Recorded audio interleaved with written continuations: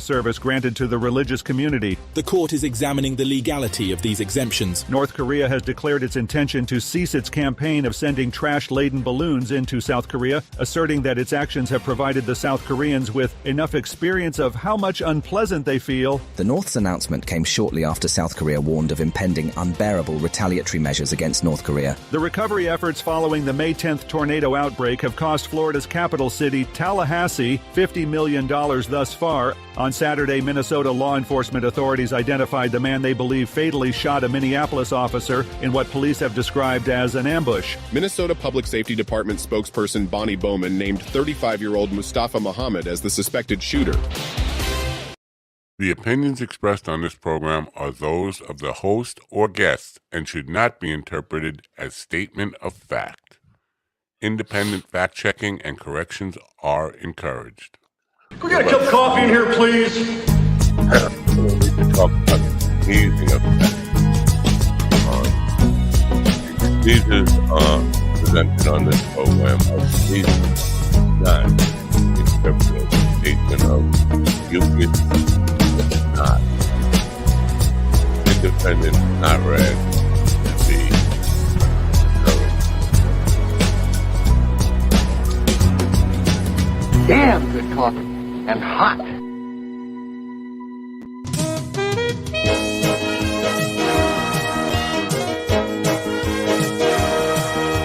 My dog is your mind's best friend.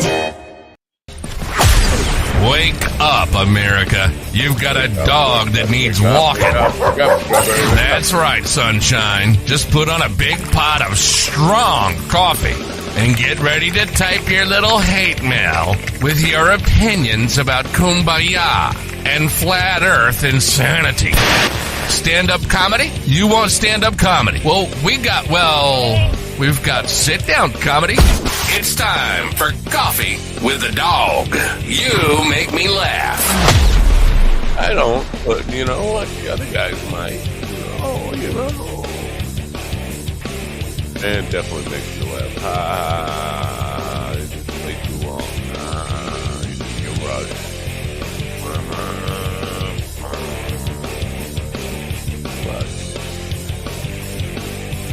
Oh.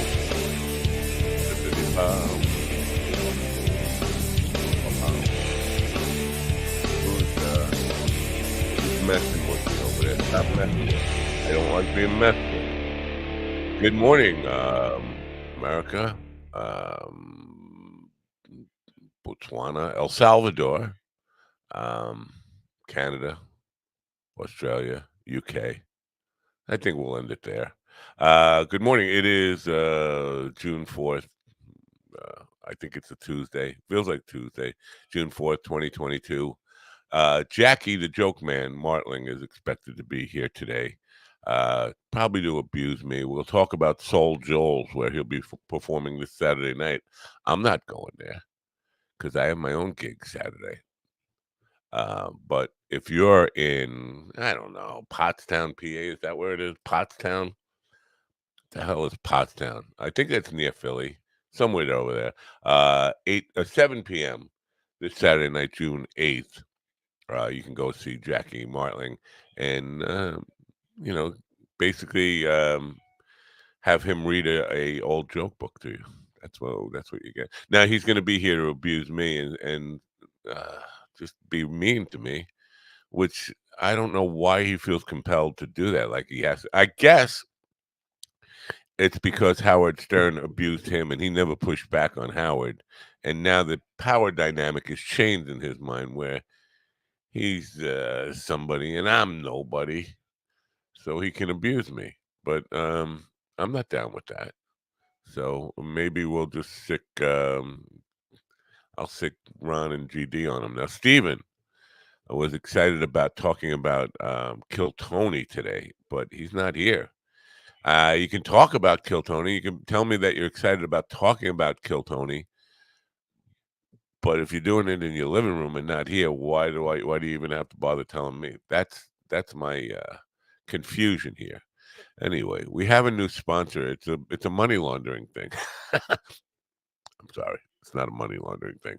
I made myself giggle a little bit there because talking about criminal behavior. It's not criminal behavior. It's a money moving operation. It's called QFX. Here's a little bit about them.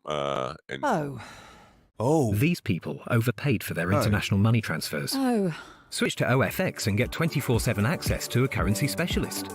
You'll get bank-beating rates and round-the-clock phone access to our OFX experts, helping you make transfers at the right time and right rate. It could save you thousands. Or you can simply use OFX online. It could be the difference between a profit or a loss. I happen to know that none of you have any money to transfer. But if you did, you'd want to use OFX because that's the company that you should transfer your money with if you had money to transfer. Now, most of the people listening probably don't have a penny or a pot to piss in, but if you do and you wanted to send GD, I don't know, $50,000 today, you would go to OFX.com, open up your account there, and just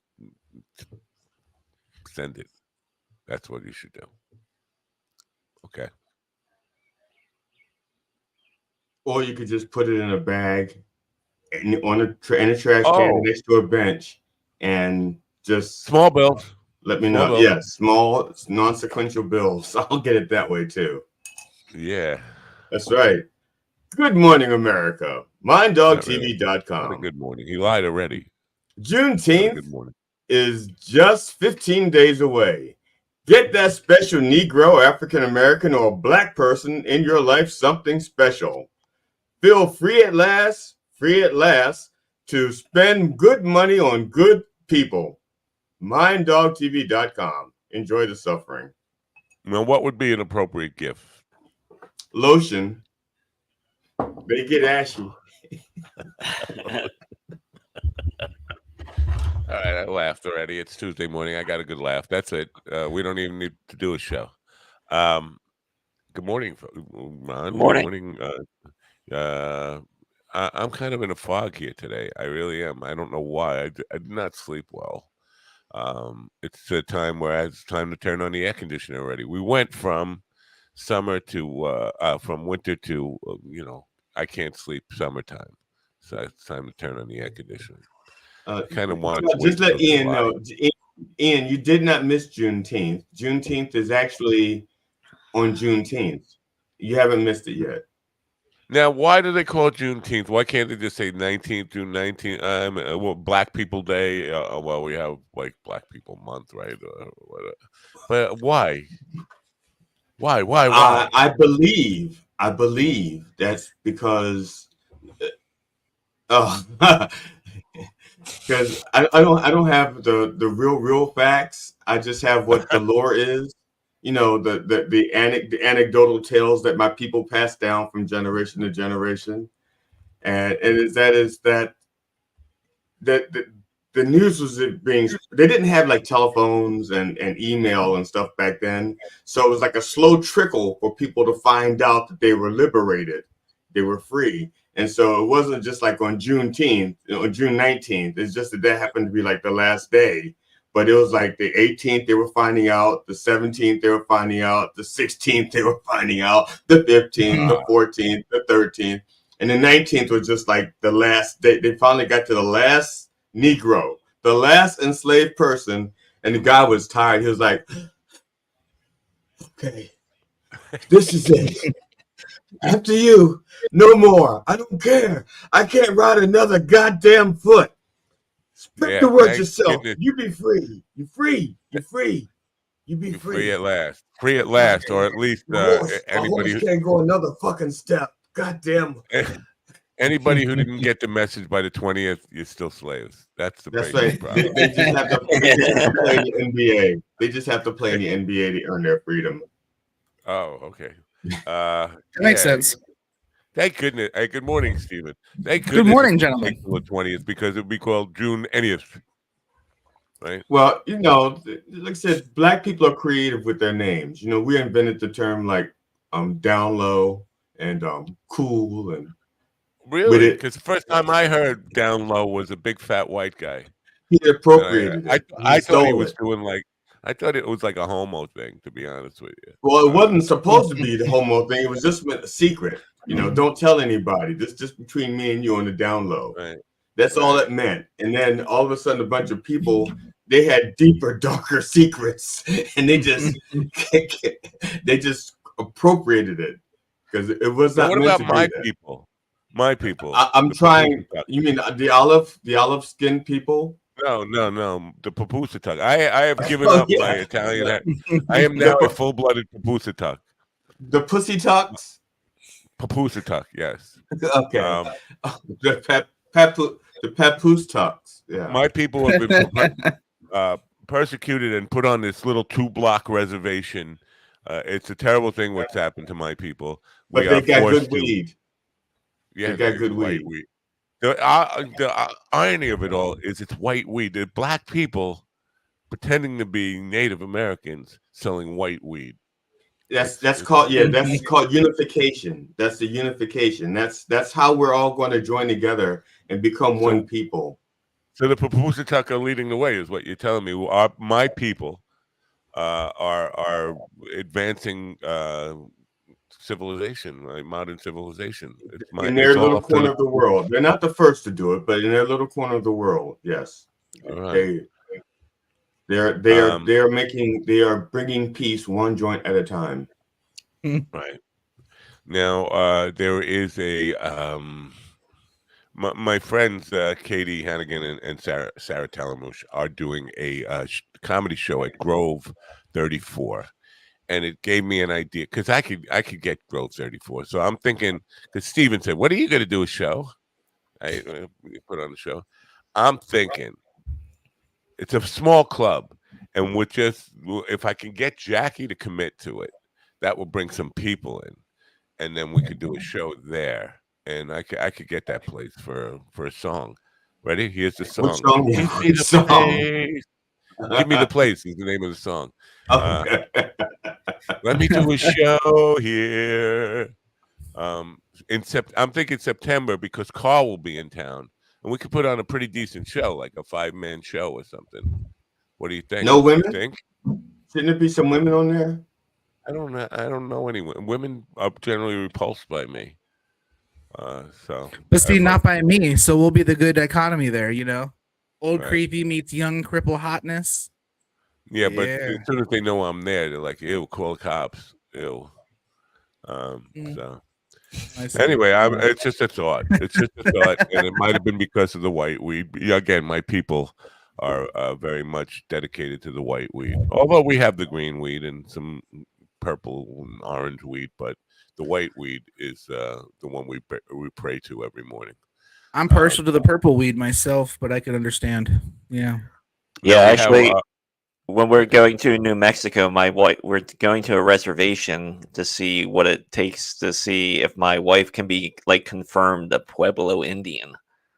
Why can't she be a Papusatuck? Yeah.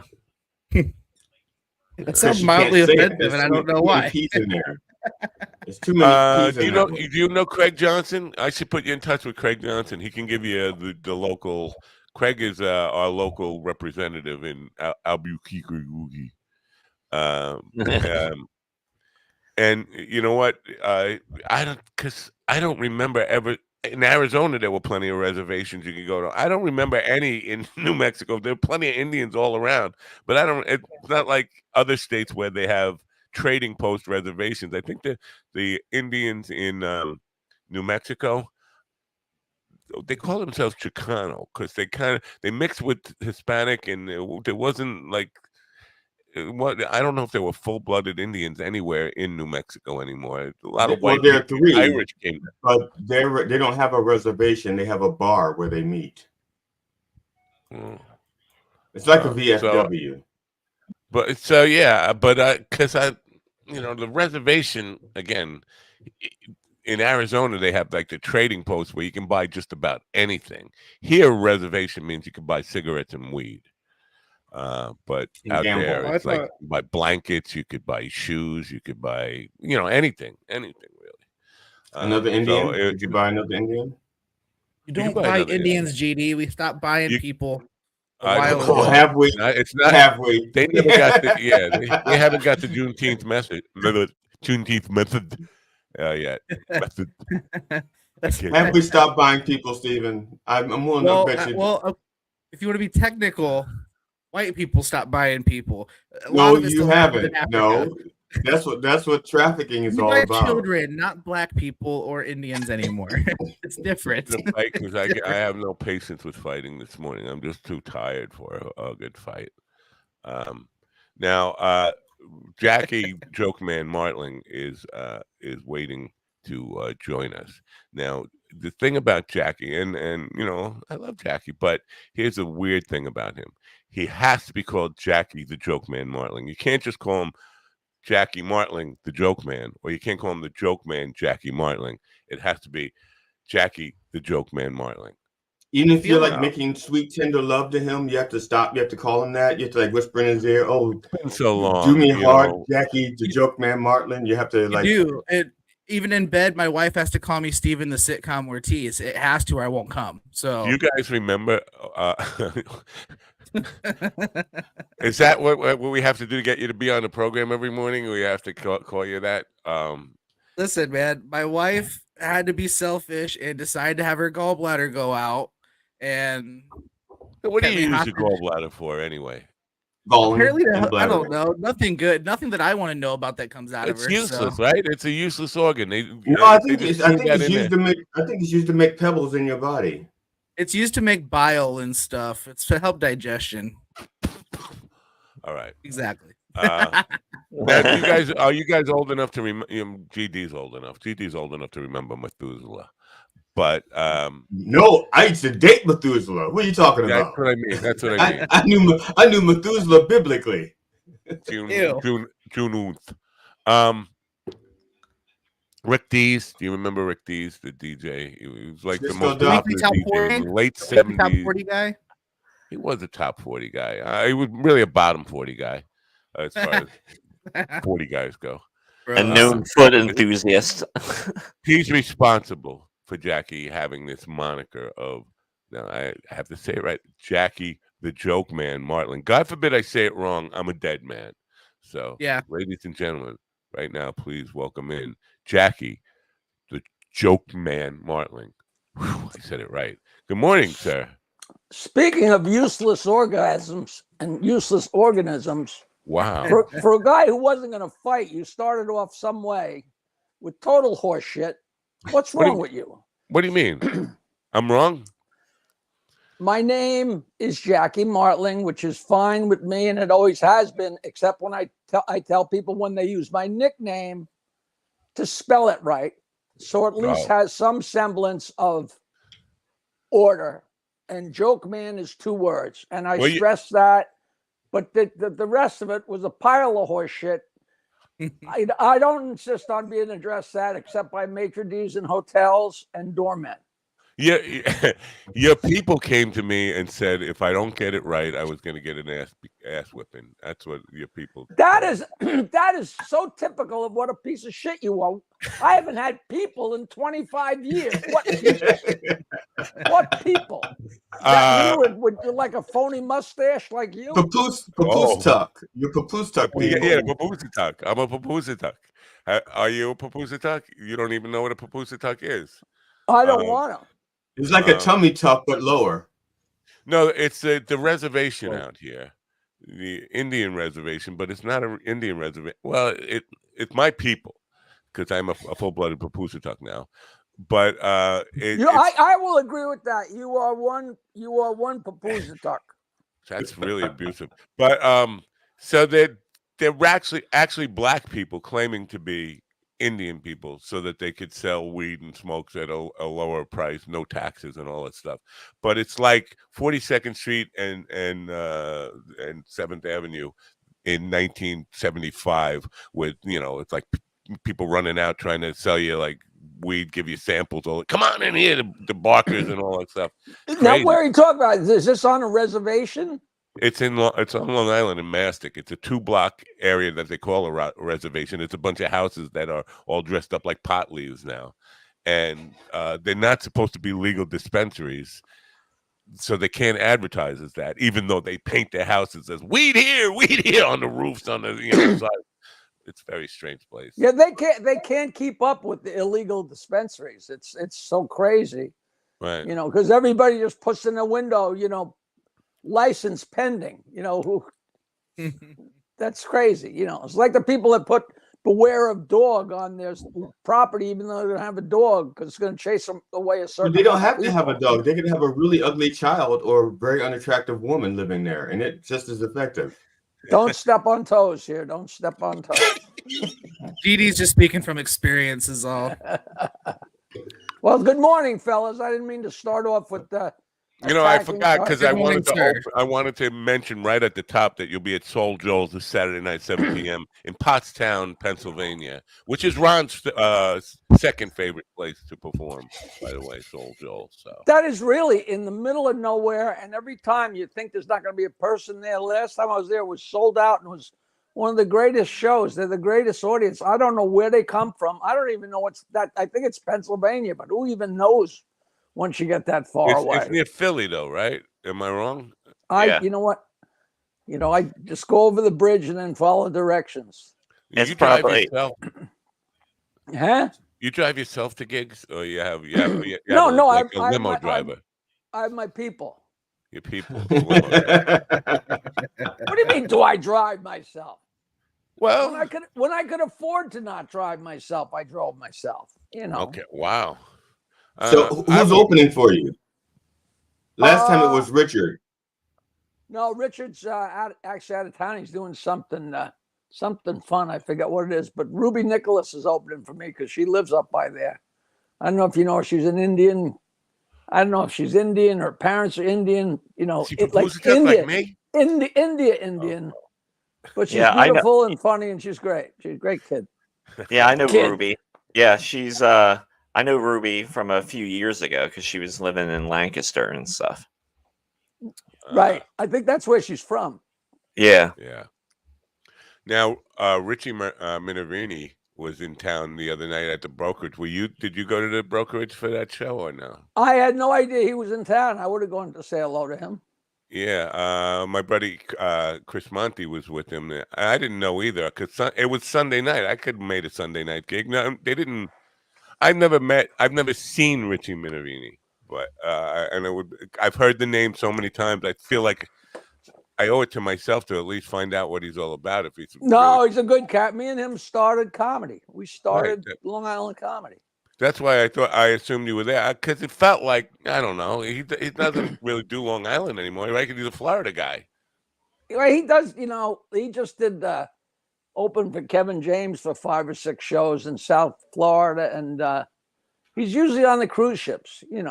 Oh, he's been on the cruise ships for like 20 or 30 years. I don't know how he does. I went with him one time for 5 days, and I was climbing the walls, man. Jesus. Yeah. But he's a great guy. We have a lot of laughs, and we share. Now, Chris called him the Godfather of Long Island comedy. I don't know if that is that an official moniker that he uses? Well, me and him started comedy at Cinnamon at a bar in Huntington, but then him and his brother and another guy had the money or raised. I didn't have money. I was a poor kid, and they had money, and they started the East Side Comedy Club, and that was the first full-time venue. And East Side was open for I think a full year before the guys from Governors hauled me in, So and the East Side was like a cut above Governors. It just was. It was. I thought you came from money. I thought you were blue blood. I mean, being up on Oyster Bay and with all those no. white people. My balls are blue. My blood is not blue. It's funny. Everybody says that. You're from the North Shore of Nassau County, Long Island, the Gold Coast.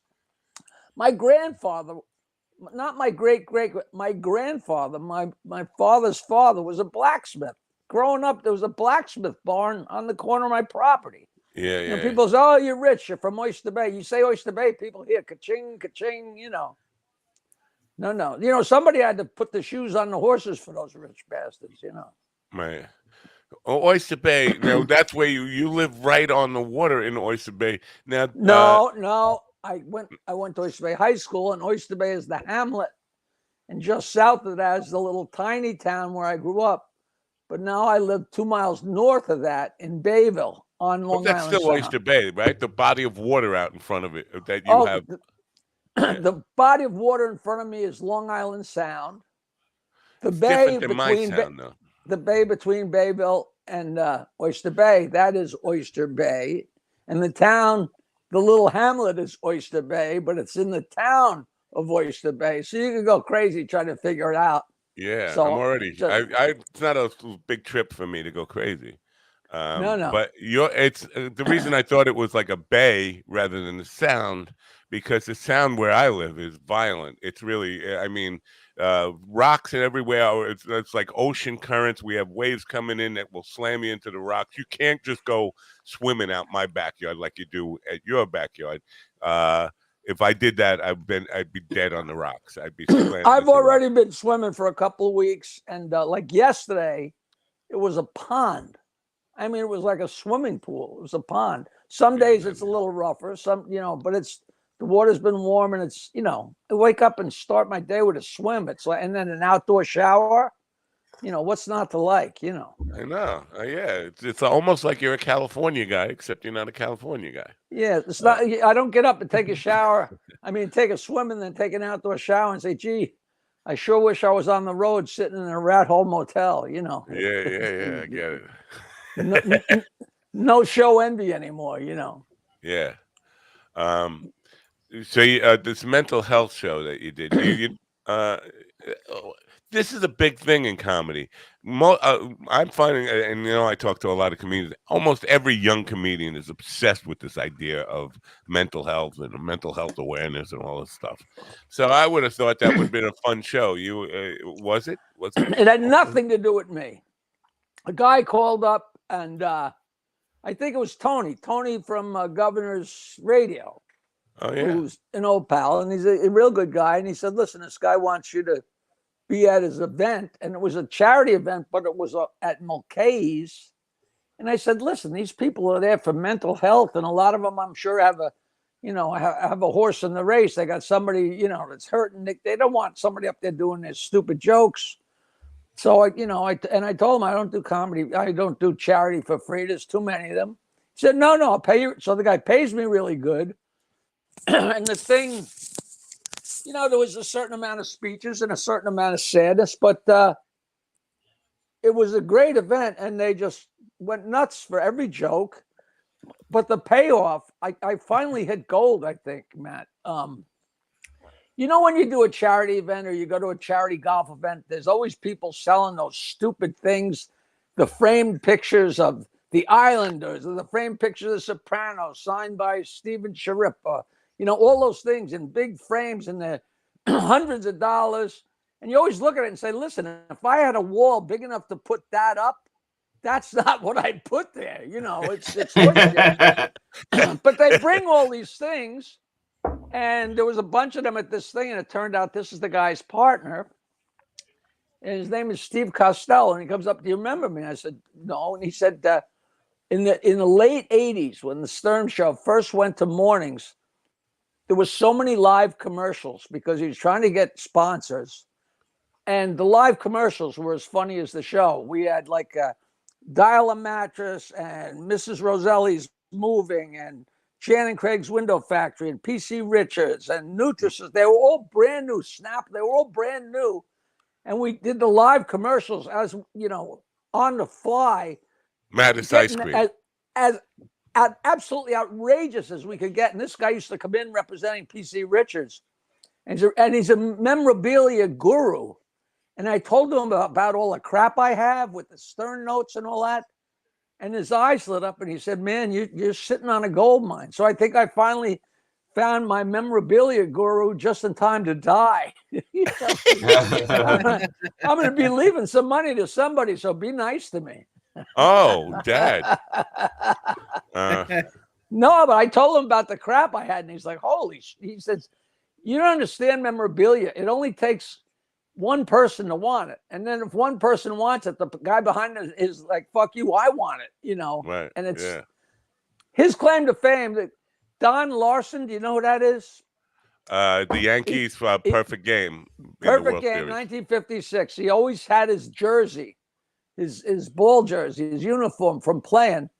And he finally was getting ready to unload it for like $10,000 or $20,000. He had somebody willing to buy it. And this guy found out about it and said, whoa, what are you talking about?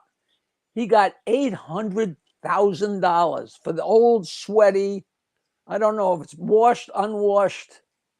So, the amount of money that people pay, it's like when you go and see a stupid painting and somebody says, oh, that's worth $87 million. Like, oh, you could have knocked me over with a spoon. It looks like a piece of shit to me. So it's in the eye of the beer holder, Does he know my grandmother from Oyster Bay? What does it say? Little deli in Mill River Road. The little deli on Mill River Road, is that well, I know that's what's his face's place, but these people buy and sell these places so quick. There's no deli on Mill River Road unless she means the little restaurant.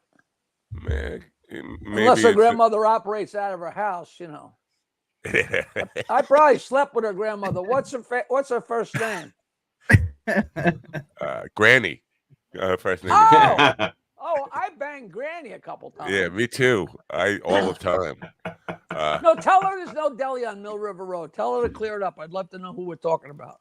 I was packing up from a gig and they're putting stuff in the car and going back into the restaurant.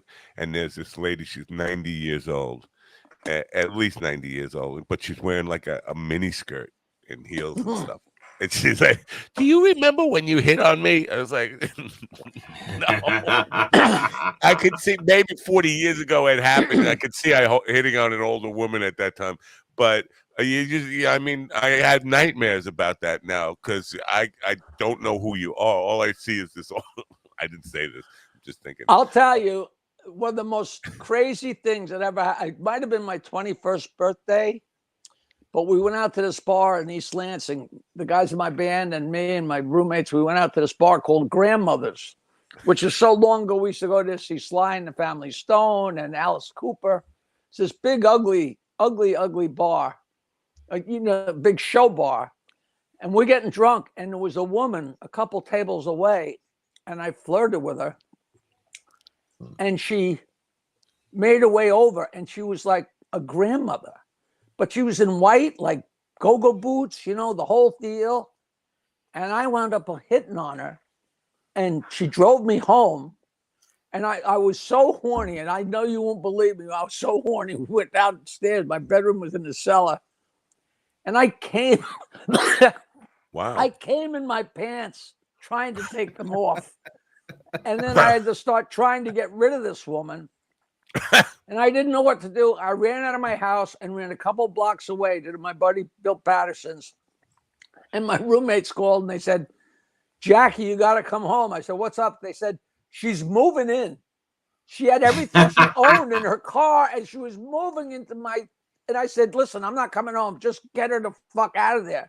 And my roommates had to tell her, no, lady, and she now she probably wasn't that old. She was maybe 50, but when you're a 21-year-old college kid, she was Methuselah, Right. Wow. So I don't know what's worse, her moving in or me coming in my drawers. Who does that? That doesn't even happen in 7th grade, It happened to me once. My grandmother hung me on a hook. It's happening to you right now, I bet you. No, it's not. Well, I've done it twice since we've sat here. I don't know what you guys are talking about. It's never gonna happen again. So Jackie, when did you stop playing in your band? When did you stop playing in the band? We officially broke up in 1978. It was weird because we were playing through the whole 70s, and we added a keyboard player in like 1976. It was just two guys with guitars. Then we added a keyboard, and which also added the bass line with his left hand, which made it an actual band. We were actually pretty good, we thought, but we never made any money. And it's my favorite story. After a gig in like the end of 1978, the guys, the three of us were in the back. I always say it's the dressing room, but it's where it's where you hang your coats, where they keep the beer, right? Yeah, and the other guy said, Jackie, we're leaving the band to start our own band. And I said, listen, if there's 3 of us in the band and 2 of us leave to start their own band, that's kicking me out of the fucking band. Don't do it.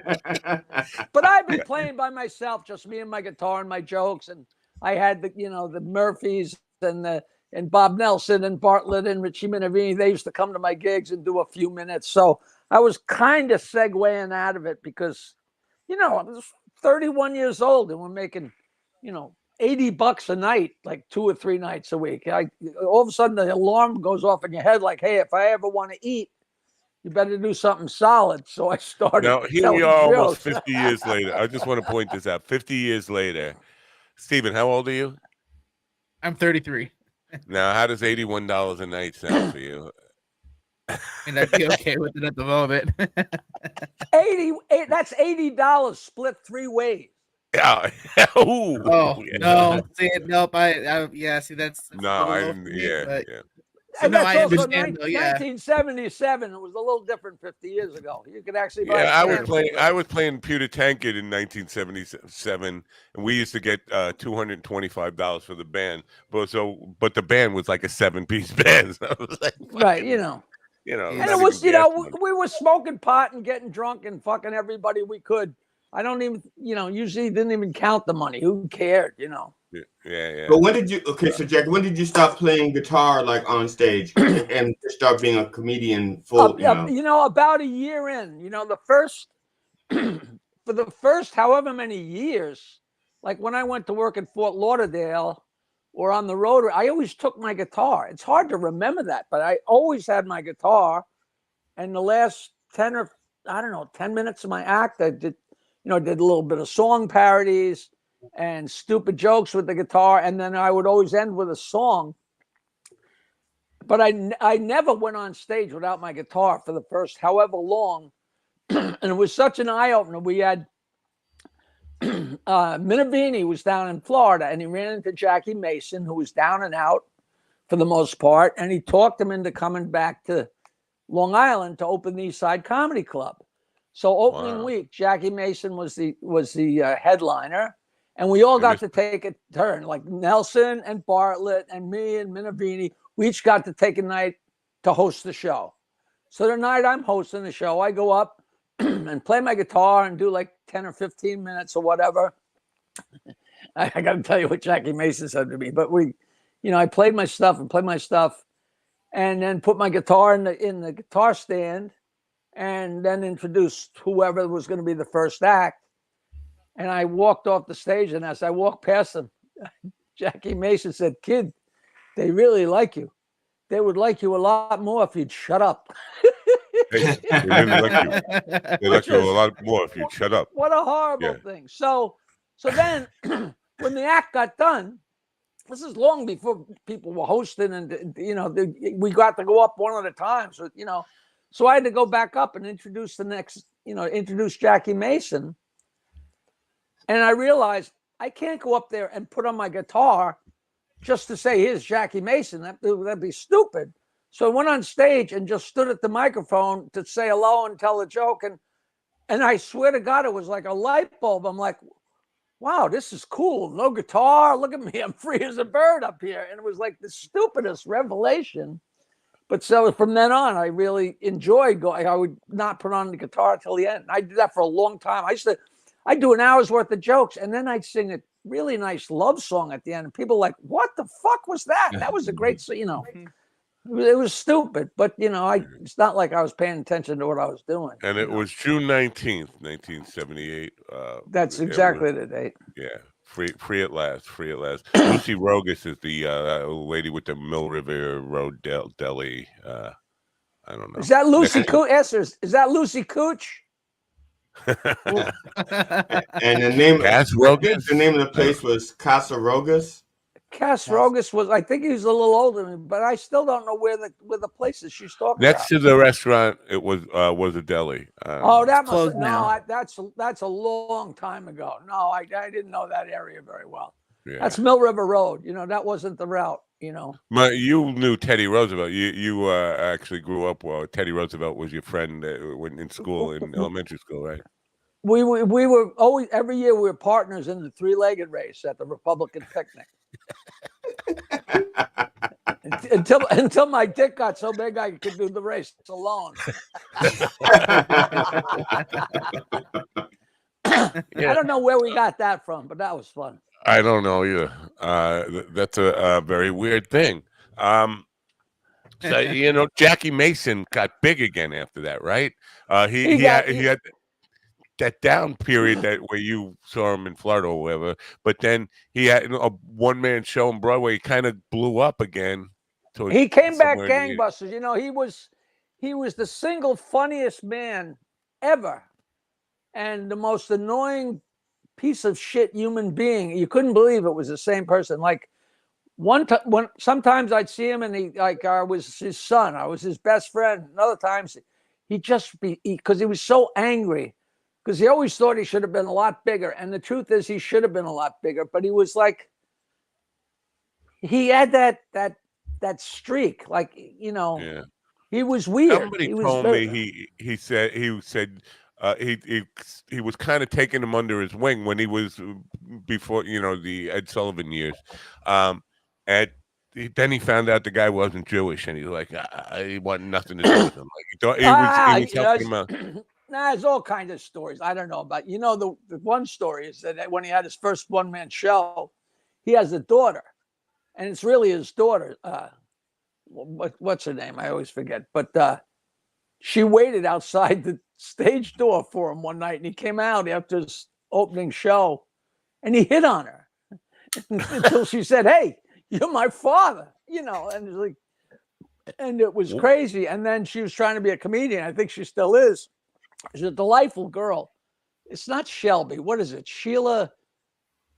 It's like hey, little Sheba, like a lion. Sheba Mason. And Jackie Mason actually called around and asked the club owners not to put her on stage, which is just so shitty, and he disavowed that it was his daughter, and it's, and she's him with tits, it's so funny. That's a very weird story, man. In so many levels. You never heard that? That's it. That's a frighteningly true story. You should have her on the show. You would love her. She's great. I will look into it now. There's kind of a similar bit in Stanhope's Road Dogg movie. It's about a comedian who finds out he's got a son who's in comedy that he never knew, and then he's kind of like trying to shut down his son's career. He's kind of jealous of it. I don't know if he was jealous. Yeah. There's a great story that my ex-wife, when she was making a record, she hired a guy to come play some lead on a couple of her songs in the studio. So he was going to be in town for a couple of days, and he stayed with me at my house. And this guy was in a band, or maybe he's probably not, still is. Well, he can't be, obviously, now. But he was in a band with David Crosby and David Crosby's son. David Crosby had fathered a kid with, who was it, Melissa Manchester? I don't think it was Joni Mitchell. With somebody. No, Melissa Etheridge, right? Or that sounds right. But the deal is, I guess, if you donate your sperm or you adopt or whatever, you can't find your kid, and they can't go looking for the other. You could put a notice out there, and he decided to go looking for this kid, and he did, and the kid decided to go looking for him, and they connected, and his son was already a super guitar player. And the next thing you know, they're in a band together. After all those years, it's the weirdest story in the world. I can't tell you. And this guy was the third guy in the band. It was him and Crosby and Crosby's son and Charlie, whatever it was. But now that's an odd story, because the kid went looking for his father, and they said, "Your father is David Crosby." I mean, I don't know how generic a name can that be? Yeah, because he had a reputation of being a little bit of a crazy bastard, especially during the '60s and early '70s, kind of a nut job. I don't know how. When he was dying, he bragged. He said, "I have no friends, and that's how I like it." He says, "Nobody likes me," and they said, "Why doesn't anybody like you?" He said, "Because I'm an asshole." Did you ever see that documentary? It's great. No, but it sounds like my life. Well, quite a bit. Yeah. No, you're nice to people. I am. Well, you can't. You can't help. Stop it, Jackie. Stop it. I know you're the joke man, but stop it. Stop it. You're killing me. You're killing me, Jackie. Stop it. I was very nice to you for at least 3 minutes. We're selling. We're selling people. I like that. We're talking about selling people. What was that all about? We were talking about Juneteenth and figuring out what that was. Yeah. So now I know you don't like talking about politics. Would you ever, if somebody asked you to do a political fundraiser gig, would you do that? No. Like the last time I did a political fundraiser was in our band in 9th grade. We did a thing to help Ralph Marino get, I think, elected a councilman. And now Route 135 is called the Ralph Marino Highway or Parkway or something like that. Yeah, right. Yeah. I knew Ralph Marino. He passed me into first class as a Boy Scout. Were you ever a Boy Scout? No. I was a Girl Scout. You were talking Indians. I went to Camp Wowie Pecs. Do you know where that is in Wading River? Yeah. Now, is that an Indian tribe, Wowie Pecs? That's the Papoosatuck. Somebody told me that's an Indian word that means fuck young boys. Yeah. That's why they changed it to Papoosatuck. It sounded much better. But certainly sounds not much better. Onomatopoeic. What is it when a word sounds like what you're doing? Onomatopoeia. That sounds like another Indian tribe. That sounds more Indian than the other one does. Yeah. RF Kennedy Jr. is getting a lot of comedians to do all these fundraisers for. I know that some of them are not political people, but what planet are they from? That guy is fucking. He's in. How he could be a Kennedy? He's an idiot. You know. I don't know. He really is a fucking idiot. You know, I mean, John and Bobby, they were out fucking, but at least when they weren't fucking, they were doing good stuff. You know. Yeah. I personally take offense to this questioning about my fortitude. Yeah, what is with? I've still nobody's ever answered the question. What is with his voice? Does he have a disease? Or I think he sucked off Will Chamberlain or something. It's a brain condition. It's his brain is sending the signals through his throat. His throat is fine, but his brain is sending the signals to make him sound like that. You know, I've been infested with worms. His mind is too tense. Yeah, it's 2/10 the size of a regular mind. It just makes it harder to shoot. That's all. And just like that lawyer for Trump that talked like you didn't understand a word he said. That whole thing. My God, you know. No, I don't do any political stuff. You know, I don't stand on stage and say Trump is an idiot because you know what I can't stand is I got a lot of smart friends that like him, and I just can't. I just don't get it, man. You know, like I get it. Well, yeah, I definitely get it. I get. Well, I think I get it. You know what?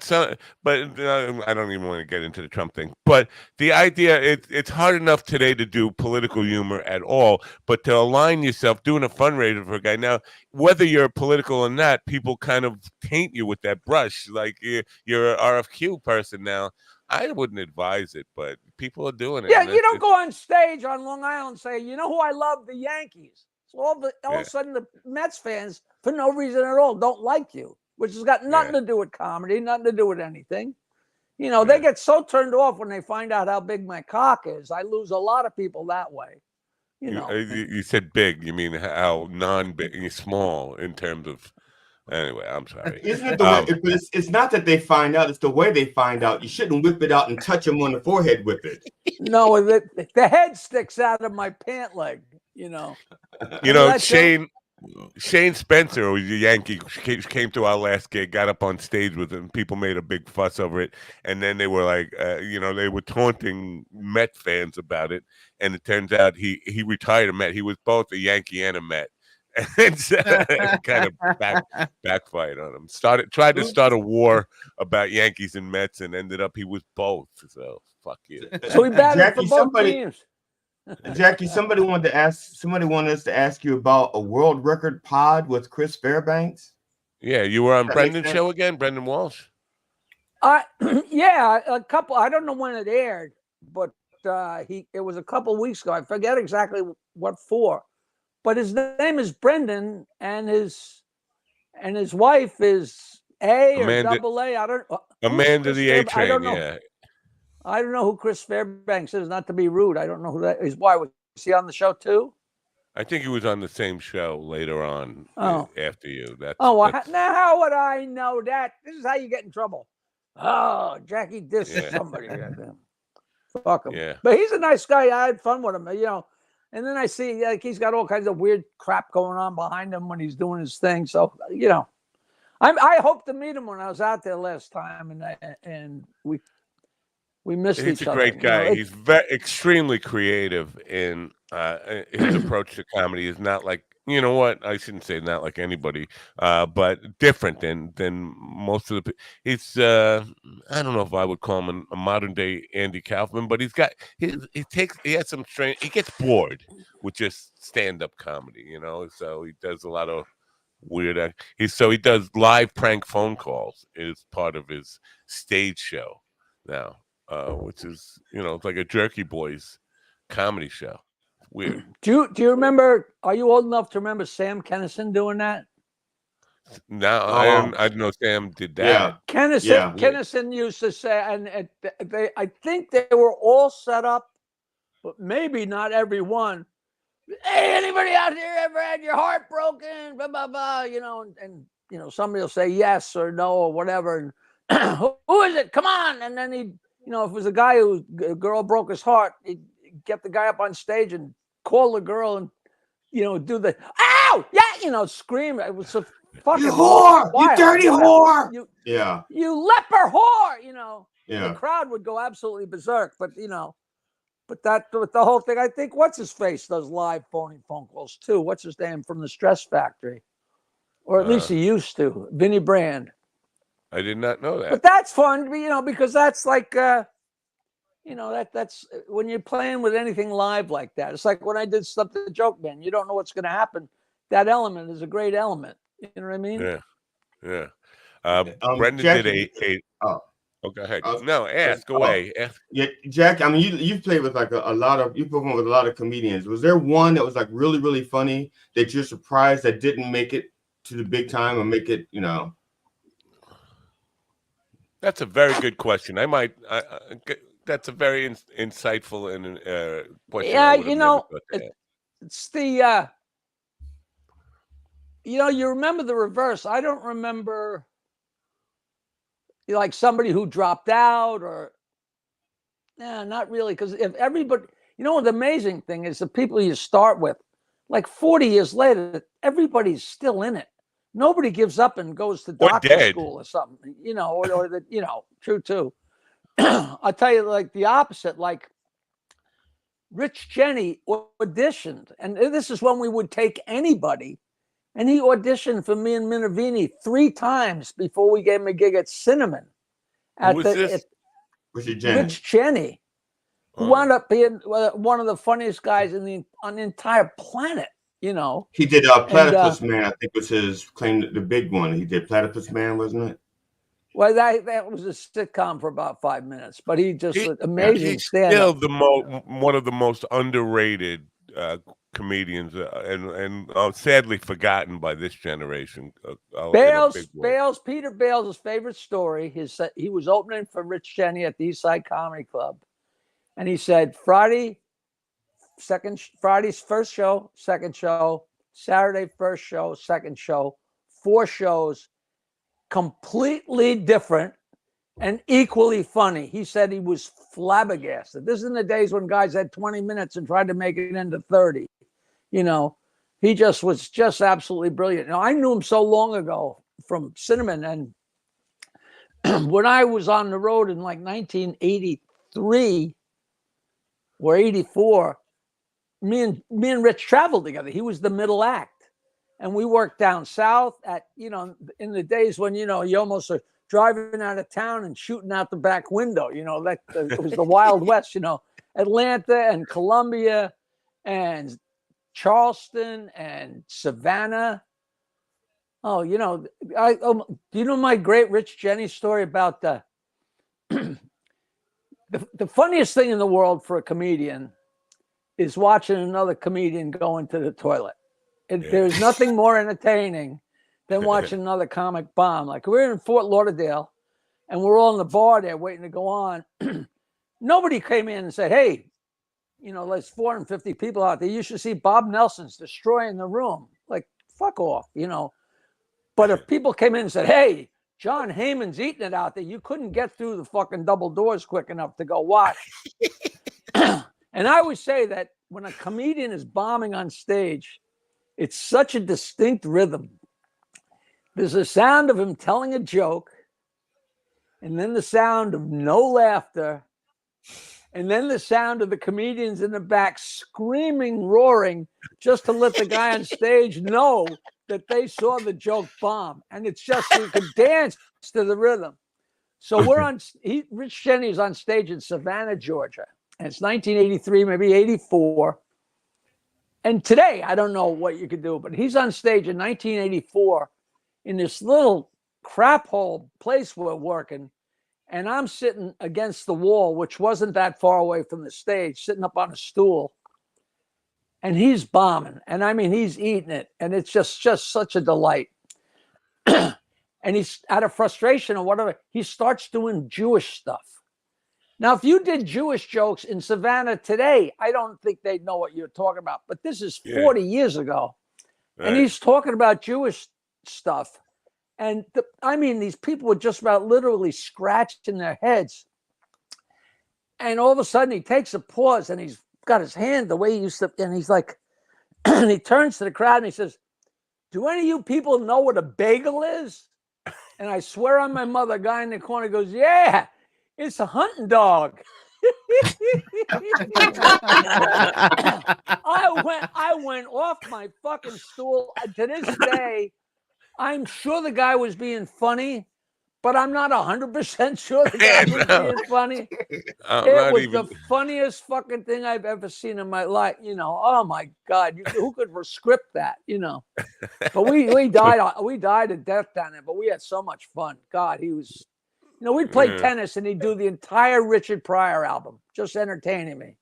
The entire album while we're playing tennis, He was like a lawyer or something before he became something like really, no, not him. Deal of education.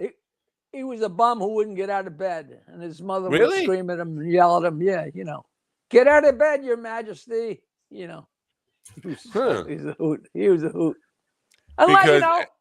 Unless there's a whole hunk of his life, I don't know. That's very possible. No, I'm pretty sure. And this is a whole other, and we have to do news in a minute. But you abused me one night because I was high on the white weed, and because I've been doing these YouTube shorts, which are 60-second biographical profiles. What's the white weed?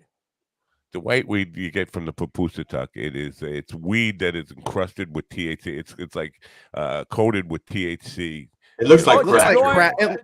It looks like crack rocks. I thought when you were at Ralphie, because Ralphie still had the white weed then, I thought he would have turned you onto it. But if so, you'd still be high today, even though that was. Is that the Moon Rocks joint?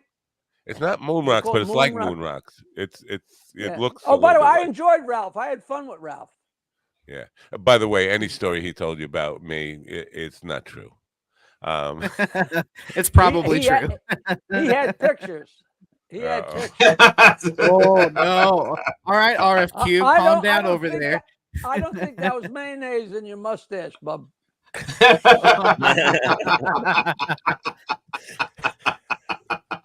That's how. So anyway, I texted you. I was high on the white weed. I was asking about comedians because I'm doing all these YouTube shorts about 60-second biographical things. I did one on Richard Jenny, and that's where the lawyer stuff came up. But you were like, well, I don't even know if this is a fucking joke. What are you kidding me? Like comedians, because I literally ran out of comedians that I could think of. that I could do these things about. That's how many of them I've done. Did you do Will Jordan? I did Will Jordan. That's an amazing character. That is one amazing character. You know, GD, and it's important. I feel it's important to know the people who came before you, know the history of your craft, to know the people that GD knows all comedians. He doesn't know anybody working today, and I think if you're working today, I know Ron. I know Ron. Well, yeah. I mean, and I know Jackie now. At gunpoint, I couldn't tell you anybody. At gunpoint, I couldn't tell you except those two guys that had me on their podcast, Brendan Walsh and Bert Kreischer. Bert and Ernie. Bert Kreischer. Yeah. Well, Ian says, what was it about Chris? He said the comic that did the poop deck joke. Do you remember that? A poop deck joke? I don't know. Obviously, Ian's seen the episode, so it's out already. The poop deck joke. Poop deck. Yeah, I don't know. I think Groucho did a line about that in Coconuts. Possibly. You know, everybody's I don't working. know. But you knew all the comedians. When you were in your heyday, you knew everybody who was out on the circuit. You knew everybody who was working at the same time you were. Well, I wouldn't call it my heyday. I wasn't that, I wasn't doing all that well. But yeah, I remember Rick Overton said, like in 1979, he said, "Do you realize there's like 150 of us? And there's like 300,000 brain surgeons." He said we're a very specialized group, and now there's probably more comedians than there are brain surgeons. Very few of them coincide. Actually more comedians way than back our when, audience. When I started doing this crap, like somebody say, "Oh, we went to a club last night and we saw a really funny guy," and I'd say, "Well, what was one of his jokes?" And they'd tell you one of the jokes. Oh, that was Dennis Wolfberg. Oh, that was Jerry Seinfeld. Oh, that was, there were just that few guys that you kind of knew everybody. It was kind of interesting. We have to say happy birthday to your fan from across the pond there, up in the North Country, Christina. It's her birthday today. Oh, she dropped off the face of the earth. She's beautiful. Yeah, she is beautiful. Time for the news real quick also. What? News. Time for the news. Oh. What's the news? Is this new? The news is new. Yeah, I have to do news. We're gonna you're gonna hang with us, right? It's like a 4-minute break here for the news. I'm pitching to terrestrial radio to get us, and they said they wanted to see us add a news element to this program, so I have to do news. What kind of news? Like news? News. Here you go. This kind of news. Take a break. We have a 4-minute break here. News. It's time for news with Alan Edwards. This is snooze news. It's a snooze news. Alan Edwards is here with the news, folks. Dig in. The recovery efforts following the May 10th tornado outbreak have cost Florida's capital city, Tallahassee, $50 million thus far, according to Mayor John Daley. Florida officials have requested that the Federal Emergency Management Agency declare a major disaster, which could make local government entities and individuals eligible for federal assistance. Daley stated that the total cost to the city will continue to rise as city workers persist in their efforts to clear debris. Liam White reporting. North Korea has declared its intention to cease its campaign of sending trash-laden balloons into South Korea, asserting that its actions have provided the South Koreans with enough experience of how much unpleasant they feel. The North's announcement came shortly after South Korea warned of impending unbearable retaliatory measures against North Korea in response to its balloon activities and other recent provocations. Observers speculate that South Korea will likely resume frontline loudspeaker broadcasts directed towards North Korea. Chris Anderson reporting. In Jerusalem, scores of ultra-Orthodox protesters obstructed roads as Israel's Supreme Court heard arguments in a landmark case challenging the contentious system of exemptions from mandatory military service granted to the religious community. The court is examining the legality of these exemptions, which have polarized the nation and threatened to destabilize Prime Minister Benjamin Netanyahu's governing coalition. A verdict is anticipated in the forthcoming weeks. In Israel, most Jewish men and women are required to undertake compulsory military service upon reaching the age of 18. Benjamin Wright reporting. As Israel persists in its efforts to secure the release of approximately 100 125 hostages seized by the Palestinian militant group Hamas on October 7th, Israeli forces have conducted I'll bomb extensive raids in the West Bank, We better get resulting to a in the good arrest story of or I'm thousands gonna of bomb you. individuals and the demolition of numerous homes. The Palestinian Prisoners Society, a non-profit organization based in Ramallah, reported on social media platforms that a child was among 10 people apprehended during Saturday's raids, raising the total number of individuals arrested by Israel to 8,985. Joseph Eckerson reporting. This is the latest news headlines. Media magnate Rupert Murdoch, aged 93, has married for the 5th time, as confirmed by his corporation News Corp on Sunday. Murdoch and Elena Zhukova. And she didn't know he had any money. That was the crazy thing about it. I mailed him. I mailed him 2 popsicle sticks. To put along his cock and wrap tape around it so it'll stick up. What is the point of getting married at 93? Unless, he has ex-wives who will be lining up for his money. It's if you need to give your money to somebody, I don't know what's the point. 93. Yeah, why not just write her a check, for Christ's sakes? Right. Steven, because he's at that point where he wants. He's at that point where anybody, and we're goofing on him, right? We're goofing on him. Yeah. He's a gazillionaire, and we're talking to each other. I know. I'm not goofing on him. I just don't understand the point. If I had all his money and I'm 93 years old, I'd just bang her. Here's another mill. Yeah, whatever. I'm not.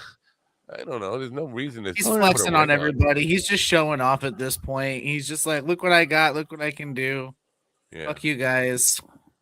For a couple of years, he lived down the street from here. Did you know that? He lived on Center Island.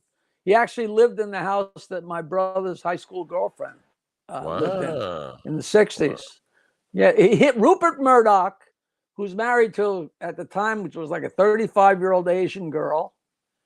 And Billy Joel was married to that 22-year-old.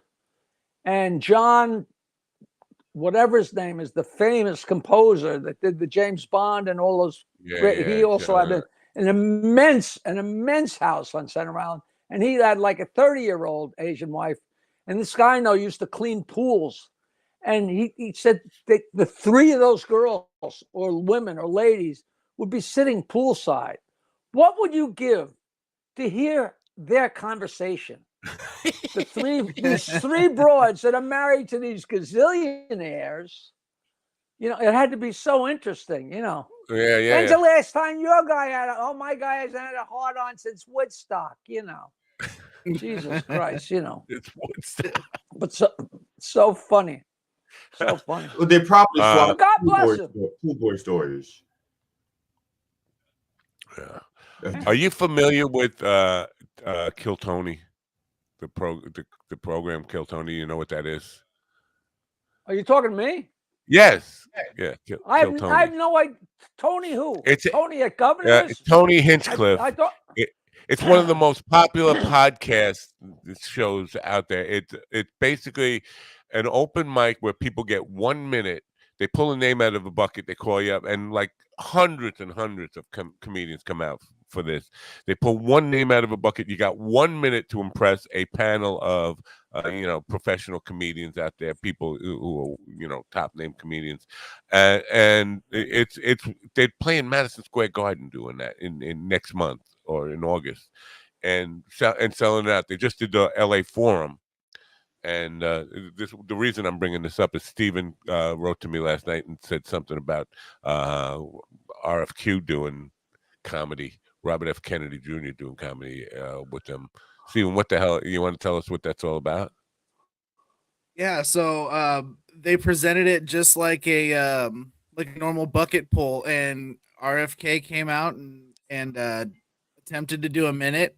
And then was interrupted by Cheryl Hines, and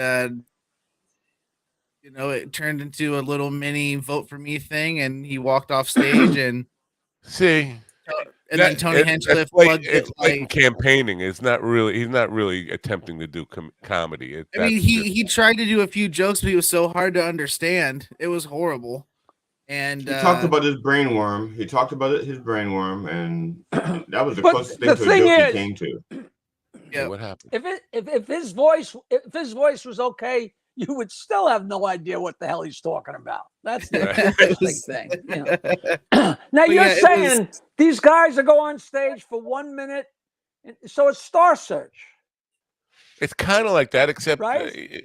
Yeah, nobody ever really blows up out of it. Now, the defense of, because this guy Richard Francis Williams, I don't know if you know him. He's been around for 40 years. He did a video on how this stuff is bad for comedy, it's bad for culture, it's bad for society in general.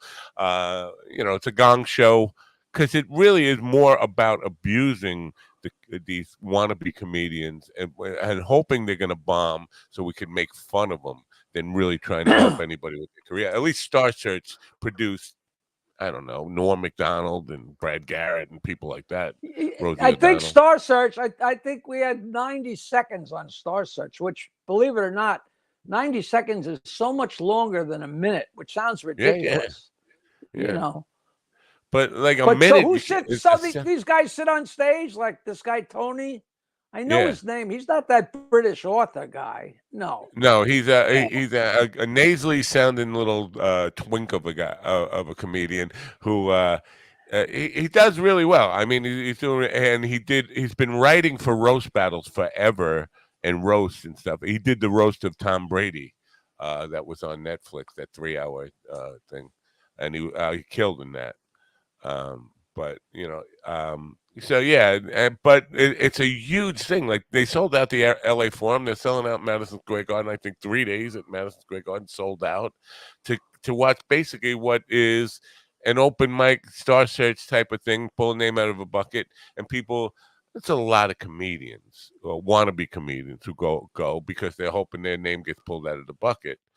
But it's basically like it's a shooting gallery. Right? It's a shooting gallery. It is. Yeah, it's a shooting gallery. Basically, like, and Tony Hinchcliffe will straight out ask the audience. He'll be like, how many of you like when people do well and the audience will cheer? But he's then like, who likes to hear people do awful?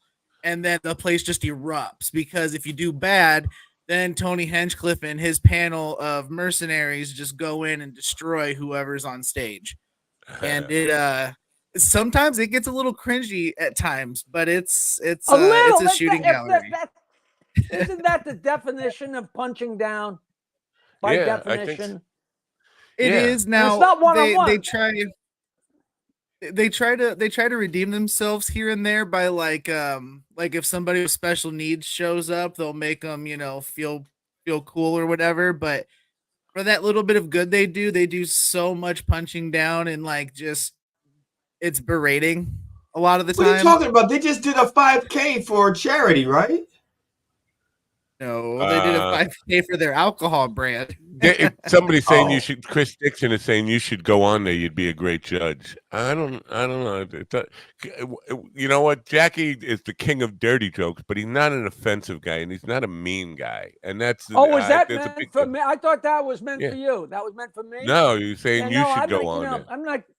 I'm not good at that shit. Yeah, I'm not. Believe it or not, I'm not really good at being offensive. Yeah. That sounds ridiculous, but I wasn't good at roasts. Yeah. Now, I never really got a chance at the Friars Club. Did you catch any of that 3-hour roast of Tom Brady on Netflix at all? I saw a little bit of the girl who's great, but, Nikki Glaser. Yeah.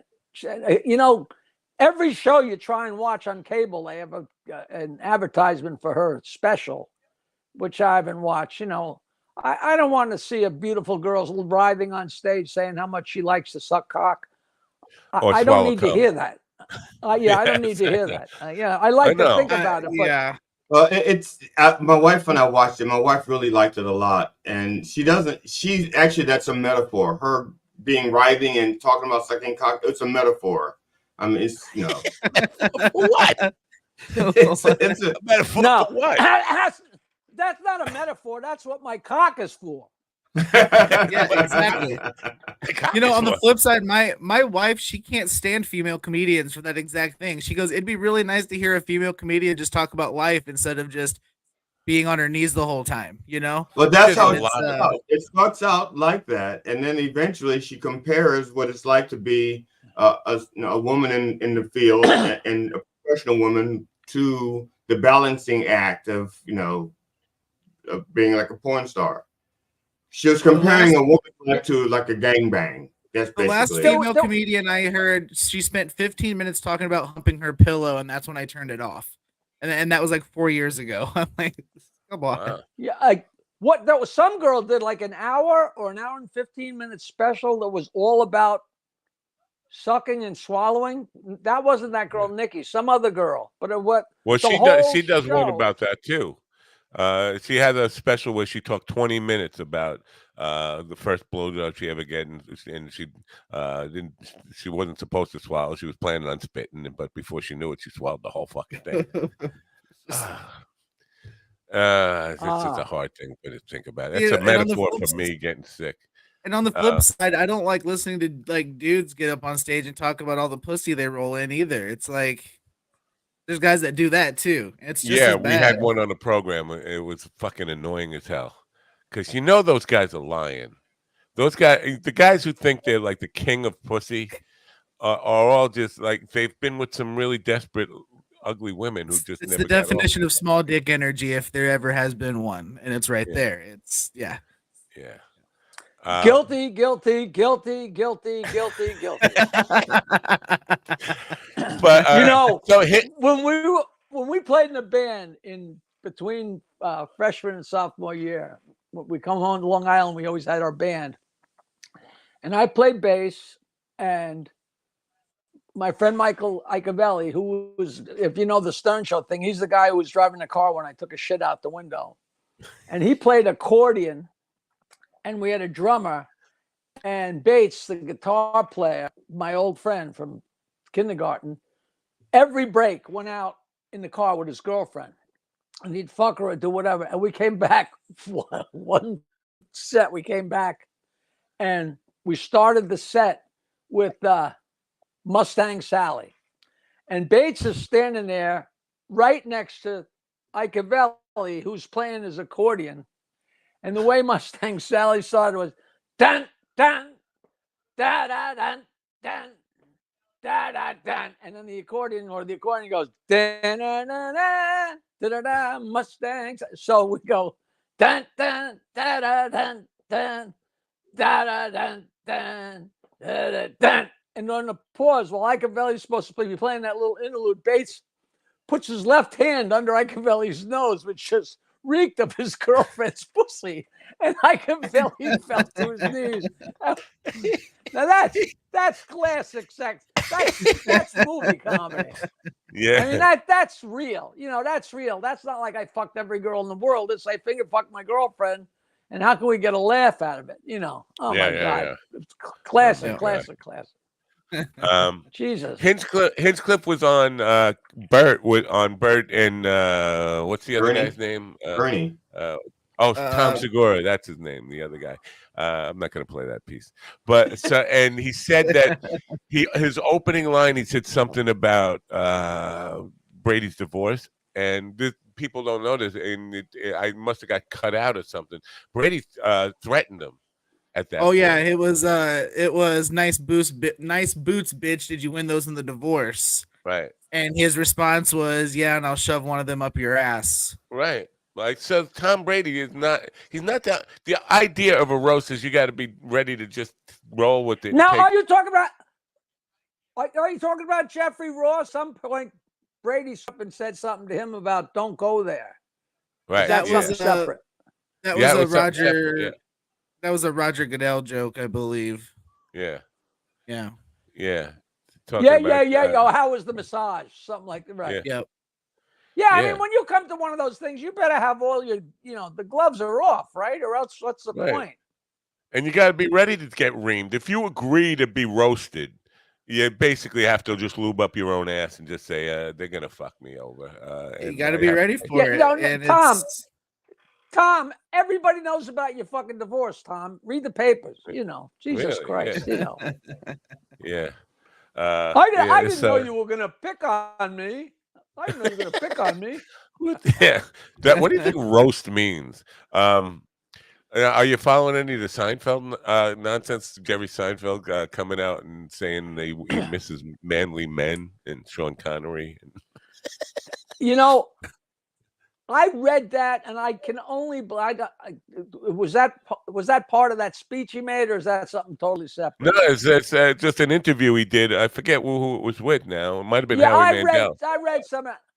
I can only say that had to be tongue in cheek, but even if it wasn't, it's fine with me if a guy's a guy and a girl's a girl, and whatever people want to do. I got a 4.5-year-old twins, and they've never been influenced to do anything.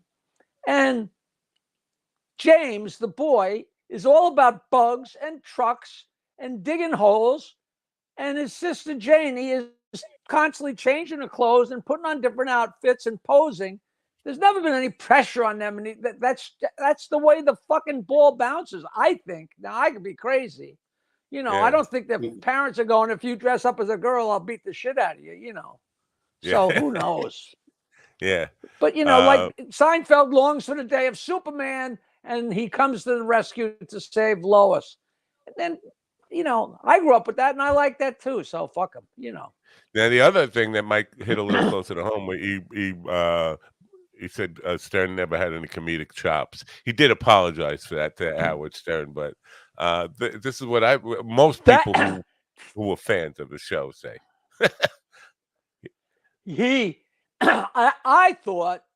I really thought those guys got caught with their pants down. Like, when you're talking on the radio or podcast or anything like that, you get talking, you completely forget that you're broadcasting.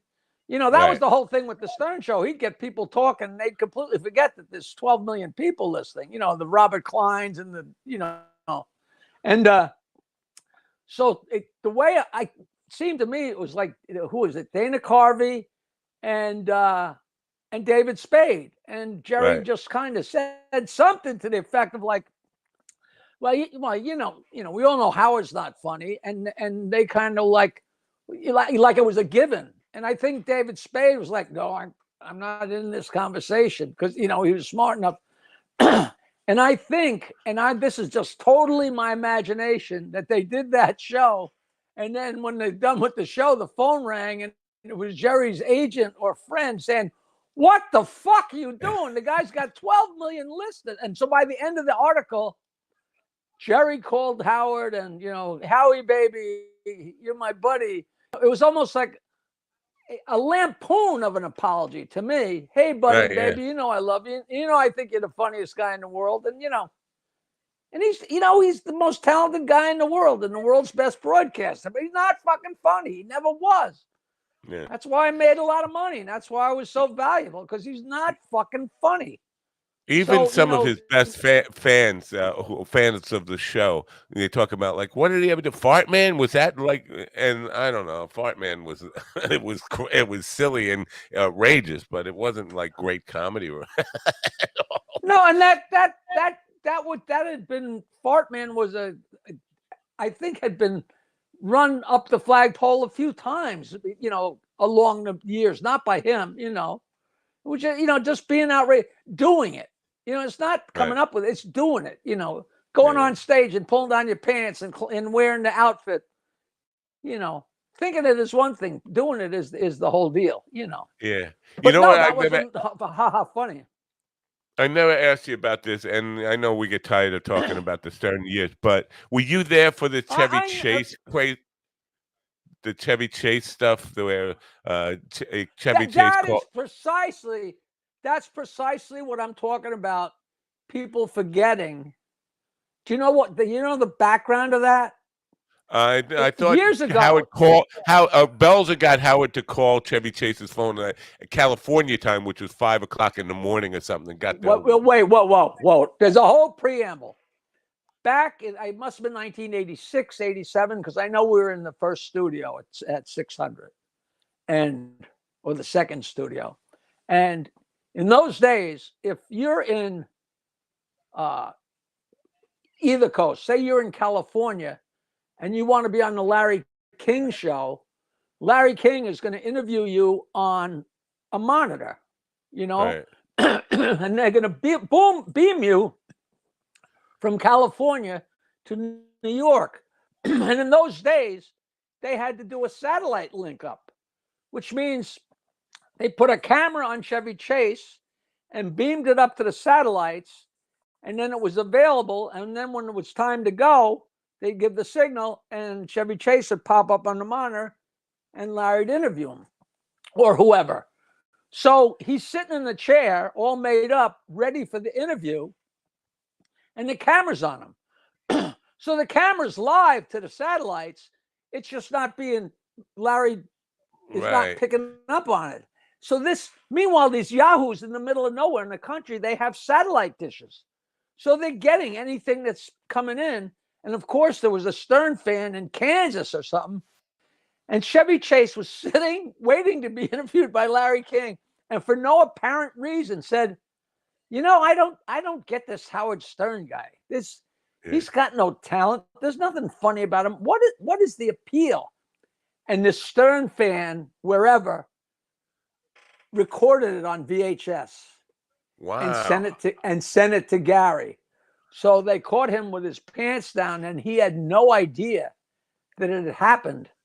And then I knew about the statement that he said to Larry King, but I did not know it was one of these things. He didn't know he was on satellite, and some knuckleheads in the middle of the country were picking it up and taped it. This is before the actual interview. He said some just like Seinfeld saying, well, he's not funny type thing. Right. And, it was a whole big thing, and Howard went after him because he played the VHS on the air and ripped him a new asshole till finally Chevy Chase called the show. I think Belzer got him however it happened, and he wound up on the show. Well, maybe Howard did call him because his wife answered, and he said, Cheney, get off the phone. I'll handle this. And, he's not thinking in terms of 12 million people listening, and there was like a brouhaha.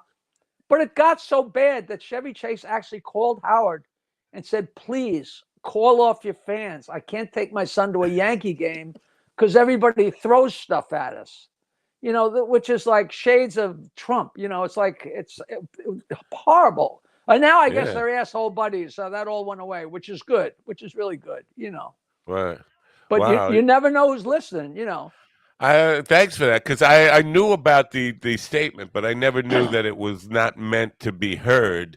And so now I feel a little bad for Chevy Chase, because not that you say what you say, and you should always think that people are listening, but he wasn't broadcasting. He was kind of thinking out loud, and saying stuff off the cuff. Yeah. And the other part of that was it was kind of thought that Larry King was kind of like a catalyst in that, but he wasn't. It was some knucklehead yahoos in the middle of the country starting shit and saying, Howard, nothing to do with that. I don't think Howard was even mentioned in the actual Larry King, or maybe he was, but not in any. I'm sure Larry King would have tried to stir it up. What do you think of this new guy, Howard Stern? But who knows? Who cares? I mean, Larry King was one of the classic phonies of all time, and look how big he got. It's just ridiculous. It's ridiculous. He almost got too big for his suspenders. It's just horrible. He wrote a whole book. There's a whole chapter about he was best friends with Sandy Koufax in his autobiography, and he never met the guy. Oh, man. I mean, how do you think you could get away with that? I don't know. That's bizarre. I mean, I'm kind of inspired by that. Maybe I'll say like I'm best friends with I don't know, Tony Hinchcliffe. You could be my best friend. I don't have any. No, you could be no.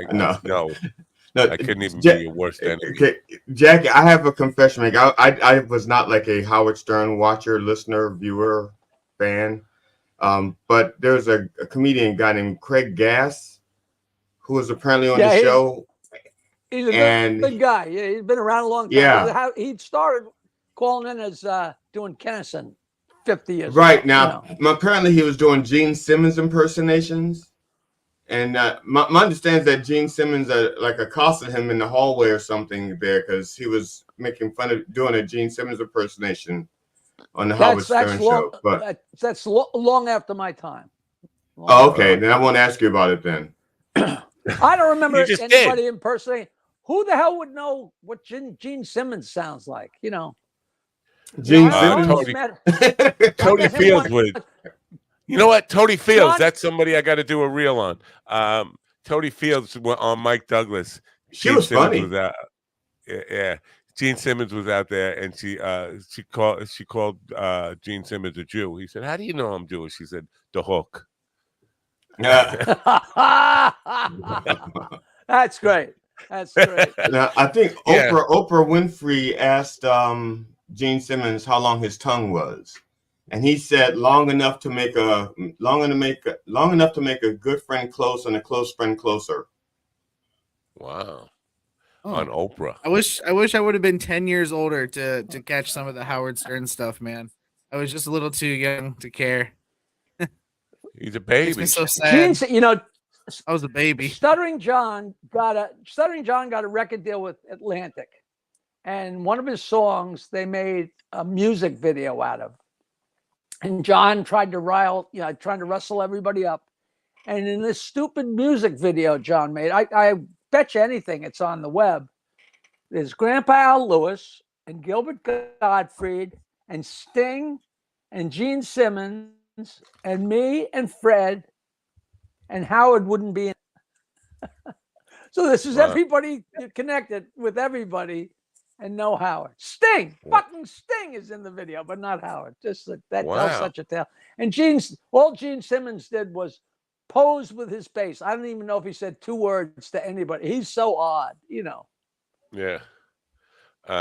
It seems like everybody was a musician on that show. I mean, you had Fred, you had just Stuttering John, even Howard plays guitar, right? Or at least he has guitars all around him in his house now when he's doing Robin played something, right? She must have played the guitar. I mean, she was black. She had to at least sing soul or something, right? Something. Gospel. Yeah, you would think. I never met a black person in a bucket. Really, with tits like that? I don't think that she would sound like Mahalia Jackson with the tits that she had. I thought she'd have like a big, deep, soulful voice. I always thought she was white until I saw her because she sounds like a typical. I mean, she sounds like a typical like Karen, a modern day Karen. Her voice does. So I was shocked to find out. That's one of my very best stories. Is when we first went. I always say we. When he started in mornings, nobody knew anything. Like the show came to New York, and it was slowly getting popular. And then when we went to mornings, it became crazy. And for the first, I don't know whether it's the first week or the first month or for however long, he never mentioned that Robin was black. Howard told everybody he was half Jewish and half Italian, because that would cover most of the tri-state area, right? All these built-in lies. And then people would actually come up to me and say, I heard Robin's black. Is she really black? I'm like, not any blacker than anybody else, but yeah, And, so I was on stage at Chuckles, and I used to let people at the end of the show, when I put on my guitar, and say, anybody got any questions? And a guy stood up and said, Jackie, is Howard really half Jewish? And I said, yeah. And he said, what's the other half? And I said, even more Jewish. That was my greatest ad in the history of show business. Wow. Even more Jewish. And God, if that didn't play out, 50 years later, that's still funnier than it ever was, Let me remind people right now, Soul Joel, Saturday night, this Saturday, June 8th, 7 p.m. It's 50 Sunnybrook Road, Pottstown, PA. You can go see Jackie the Joke Man do like an hour of nonstop, and you'll say, how the hell is he remembering all these fucking jokes? And it's like nonstop, one after another, with no notes, no nothing, just like straight from the brain comedy. And you can't see the place from the road. People say that. You can't. No. Good luck finding it. But they say 50 minutes of jokes with no notes.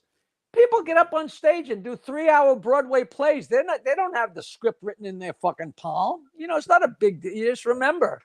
But they do have somebody off stage. They do have somebody off stage that they forget a line, they can go line, and that person to go, Romeo, wherefore art thou? Well, also the analogy isn't exactly complete.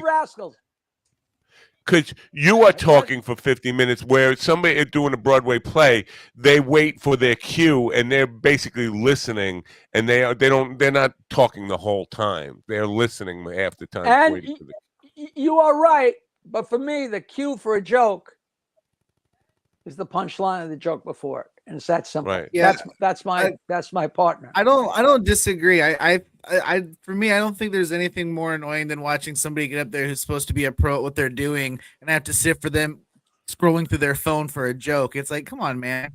I think what I've seen people do that at open mics, but they do. It happens all the. Look at their phone. I opened a million. Go ahead. I opened this weekend for a guy who had his phone on stage, and he was doing 30 minutes and had to reference his phone 2 or 3 times. I refuse to take anything up on stage outside of maybe bullet points at best. And that's an insult to the fucking audience.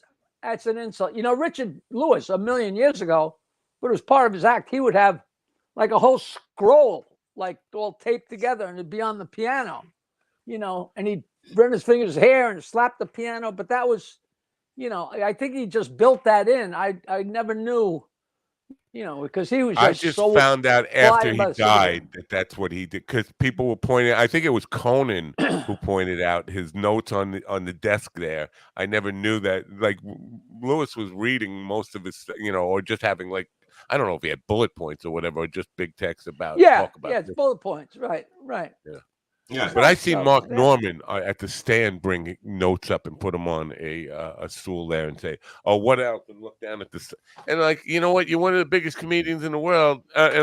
Granted, Norman is writing constantly. He's like really prolific. And the stand is probably just a place where he's working out new stuff.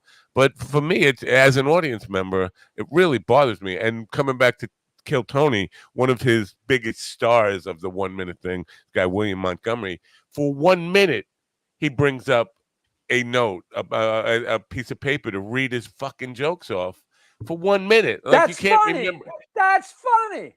That's funny. See, hey, folks. Wait a minute. Yeah.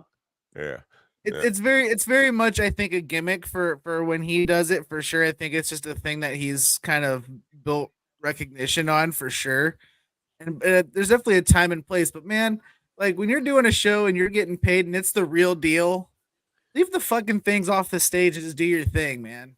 Use your brain. Right. Like if a guy's at the stand and he's working on stuff to take out on the road, I mean, Rodney did that too. Hey, I got a couple jokes here. I'm going to try them on you, and he'd take out a piece of paper, a catch. But people be thrilled out of their fucking tits that Rodney's up there trying his jokes on them. That's a whole different animal as opposed to it being a crutch. It's being a learning situation. But the story about Dane Cook with Rodney. Dane Cook was doing a show, and Rodney was in the first row, and Dane Cook was doing the show, and he's like, "Hey, Rodney, come on up." And Rodney's like, "Nah, I'm not gonna." And he tried again, like 15 minutes, like, "Come on up, Rodney," no. And he tried it the third time, and the room went crazy, like, "Yeah." And he said, "Like, Rodney, what's going?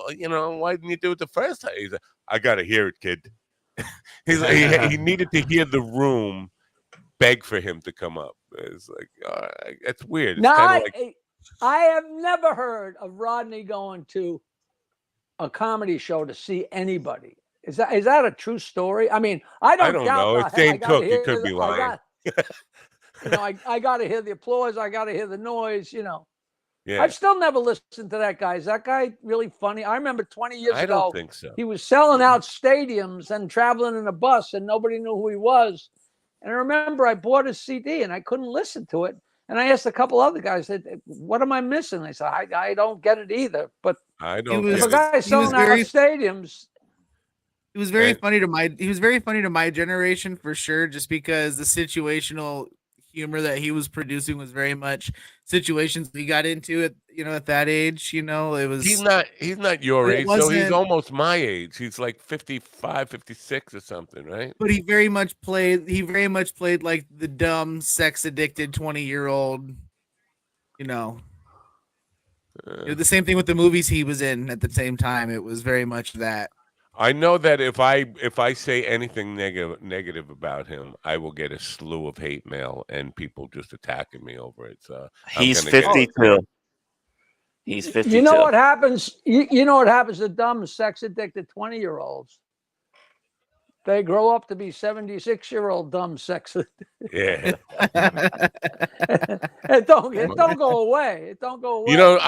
Not to blow smoke up your ass, but if 76, you look fucking great for 76. I hope if I live to be 76, I'm in as good shape as you are. You look. Oh really man. Well, I wish I could keep on the camera so you could see me try and get up out of my chair and walk back into the house. Hey, you know what? I bet you got me beat. Yeah. I bet you got me beat though. Wow. Yeah. Getting up out of the chair, he's talking about, because he can't. If you're just, now how the fuck would I know that? Because it says, your head's not in a no, sling. yeah. That's what the sitcom is all about. He's a sitting comedian. He's a wheelchair-bound comedian. By the way, Joe Urell has not answered the request for him to come on and kind of have a wheelchair comedian, I don't know, argument with you. So it's holding. I guess you scared him away. He won't respond to the cripple fight. It's fine. It's because you called him a crip. You said my fellow crip, and I think that it's like me calling GD. Oops, I guess I don't know. Blood. It's like you calling me a blood when I'm a crip. Also. Yes. Well, see, I didn't want to assume any gang affiliation, but that makes sense. Yeah. Hey, now when you do your stand up, sit down. Do you do a lot of wheelchair jokes? Do you do a lot of disabled person jokes? Yeah. You do? Yeah. I mean, it's mostly a lot of it's like life experiences, things that shouldn't really be funny, but because I'm in a wheelchair, they're hilarious. All right. Yeah. All right. I don't know. When I hear a guy get on stage and it's just talking about being in a wheelchair for 20 minutes, it's just a big letdown, actually. Right. It's like if I went up on stage and just made jokes about me being retarded, that would make people very uncomfortable. Like, no, we it can wouldn't tell shock you retarded anybody. in the first minute. But it's implied. Yeah. There's a comic. I was in a show at Just for Laughs in 1993, and one of the comedians on the show, it was at the Club Soda. It was the Nasty Show at midnight on Friday and Saturday. It was the greatest time I ever had. And it was me and Robert Schimmel and Nick DiPaolo, and there was a guy named Roger Rittenhouse. You ever hear of him? He's a guy from Colorado with a fake hand, but he didn't have a fake hand. He had a prosthesis, like an actual, hook, like a fake hand. Not just a hook, but the two fingers it was a whole thing. But he came out on stage and did two jokes about his fake hand, and then left it. And he never referred to it again. And he was so fucking great, you never even thought about it again. Yeah. I thought that was the way to address it. You got to address the elephant in the room and then move on. That's the thing. Right. I'm still stuck on the fact that you guys get on stage and tell jokes. I didn't know I was supposed to tell jokes when I was up there. That's. You know what? You don't believe in being funny? No, he doesn't. I didn't know that was. I didn't know. Doesn't. If you've seen any of his, if you watch the show long enough, you'll know that being funny is against his religion. Definitely. Obviously, so are haircuts. Yeah. He pays a lot of money for that. I think it's incredible. I think. Yeah, no, you might as well buy NFTs for the kind of money he spent. I've been, and I know I'm putting you on the spot here, but can you give me a short Gilbert Gottfried story? Because you know what, I'm trying to put together like the greatest comedians of all time stuff, and Gilbert is definitely one of my favorites. And we never, I know you know him, and you had a relationship with him. Can you think of any Gilbert Gottfried story that people might not be aware of? One of my favorites that I think a lot of people know, but when they roasted Hugh Hefner, it was a couple weeks after 9/11, so they couldn't do it. So they postponed it either a month or two, but even after a month or two, so many people from the West, they refused to get on a plane and fly to the East Coast. So I got invited to the roast to sit on the dais, not as speaker, but to fill some of the celebrity seats they were calling us. And on my way in, I wrote a whole bunch of jokes, even though I'm not going to be in the thing. I wrote a bunch of jokes. And then when we were in the green room, I said, hey, I got jokes I wrote. I got some great stuff here, like an idiot. I wasn't selling them, just for the taking. And Gilbert said, well, let me see him, Jackie. And he looked at him, and he used 4 of them in his show. And that was the show. These were jokes that he told seconds before he told it too soon. And that led into the Aristocrats. That was the show, okay?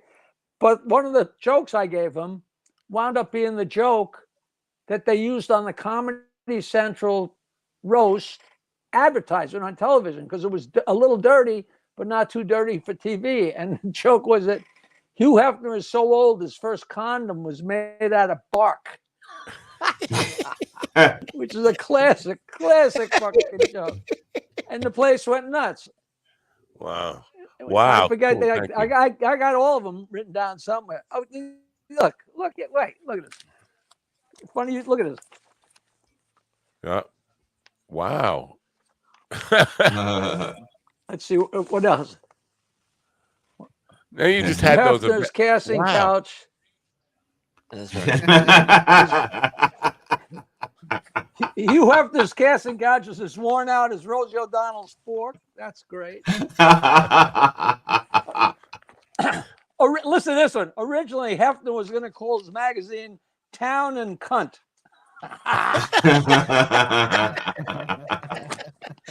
These are great. I forgot which one it is. Well, another thing people don't know is Hugh Hefner is one of the most successful black men in America. He fucked himself white.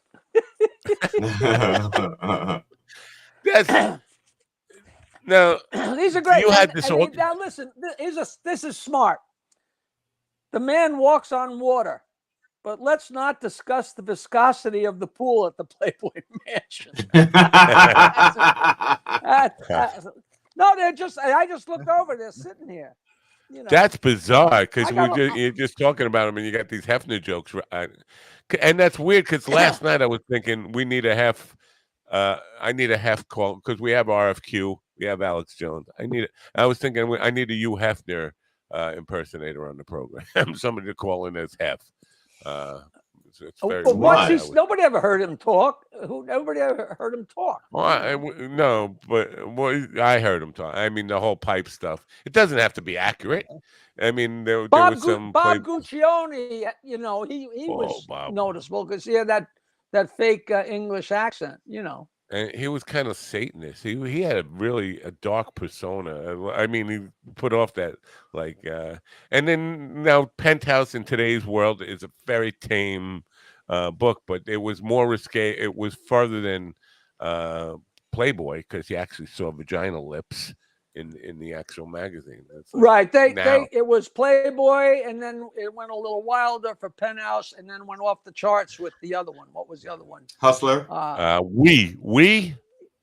Hustler. Oh, Hustler. No, Yeah. Hustler. Yeah, well, we was pretty nasty too. Yeah.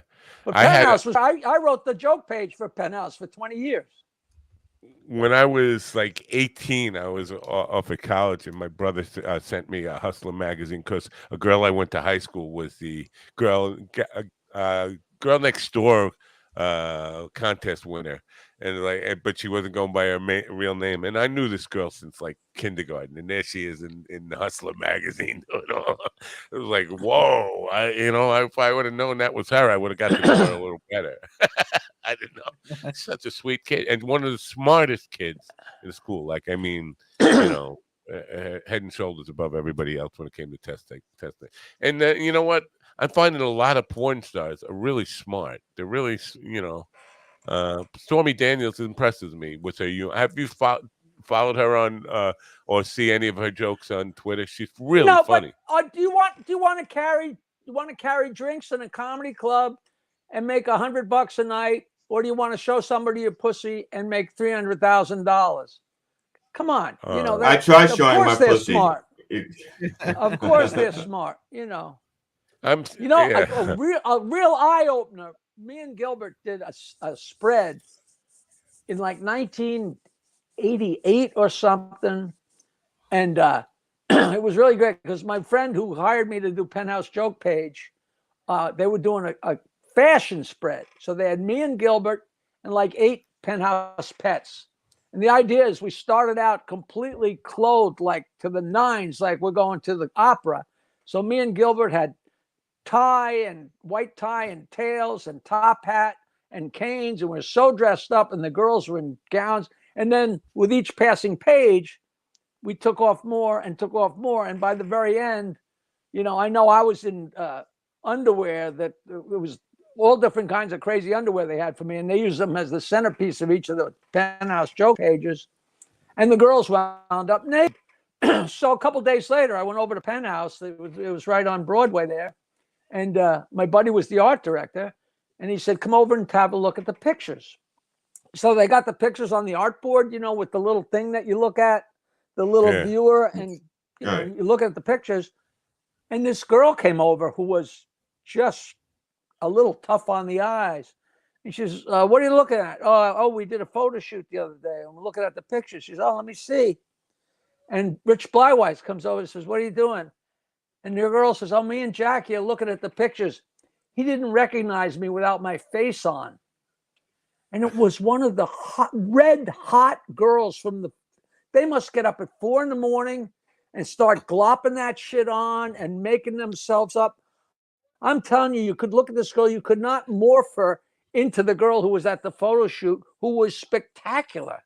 It was, all pockmarked and ugly and blotchy, and I was so fucking embarrassed. I can't believe it. I used to do photo shoots in the hair and beauty industry, and for magazine covers, editorial shoots, and like this. And the girls would always show up, and they'd be just like plain Janes. And by the time they got done with hair and makeup, they were just fucking unbelievable. Like you would drool over them.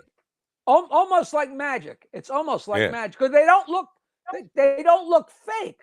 I mean, it wasn't like, oh, look at this girl, but she's packed with makeup. They just look, they're really pretty girls that I'll never fuck. God damn it, Can I share a picture that you sent me of Cannes? You were at Cannes I think when was it, 92 or something? Cannes Film Festival. Oh, 2007 it was.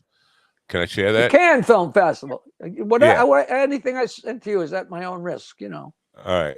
So this looks like you're standing next to. I'm not sure if that's her. Is that Kyra Sedgwick that you're standing next to? Do you know? No, that's nobody. That's nobody famous. That's nobody famous.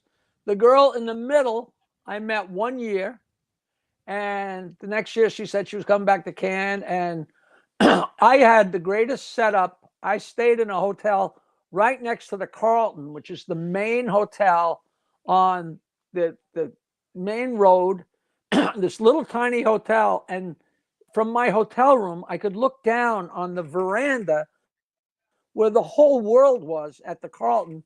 And I ran into those girls. And 2 minutes after I got to Cannes, we were all up smoking pot in my room. And I didn't send you the picture. They're all wearing Jackie's Joke Hunt T-shirts, and and they're all beautiful. They were all from Texas, just all having the time of their lives. And I smuggled pot to can every year. So nobody in the world had pot, and here we are up in my room smoking pot with, it was just it was a not really believable situation, but it was fantastic. Right. We have to say goodbye to Govs. I'm late saying